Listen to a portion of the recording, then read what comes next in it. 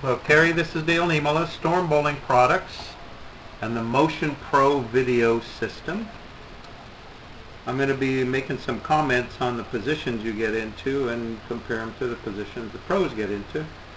See if there's anything you need to adjust or work on in order to elevate your game. This here is the completion of your first step of your last 4 steps. I refer to them because those are the ones that are associated with the swing itself. The drawing in the picture indicates where the pros get the ball. They get their arm extended, aiming or pointing towards the approach at about 45 degrees. This is what Norm was talking about in the clinic. This is what sets up the timing, the proper pro timing, where the weight of the body transfers to the right foot at the same time that the arm extends, pointing towards the approach at 45 degrees.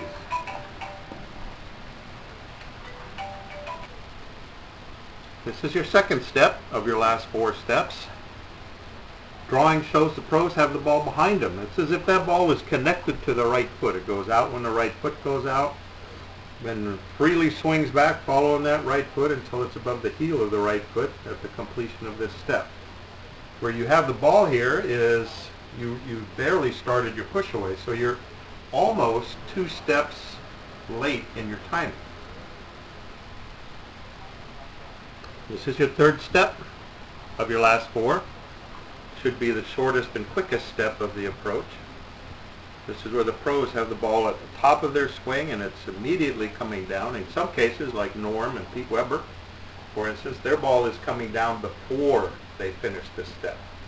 That way they don't have any inclination of having to grab it and pull on it to get it into a position.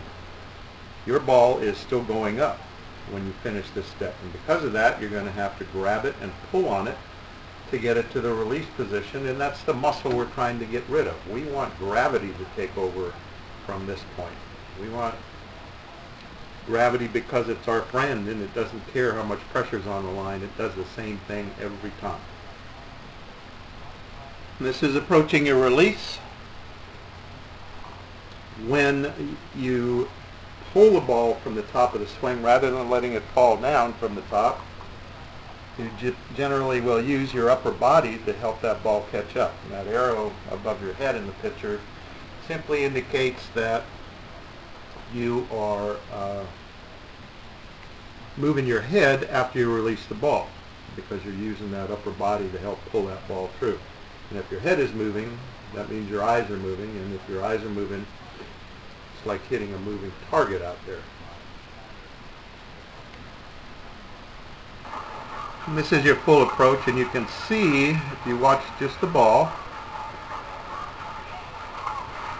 that it kind of goes back slowly, and then you throw it right at the end. That is the thing that's just really hard to duplicate shot after shot, especially if you have some tough lane conditions out there, because your break point isn't going to be consistent.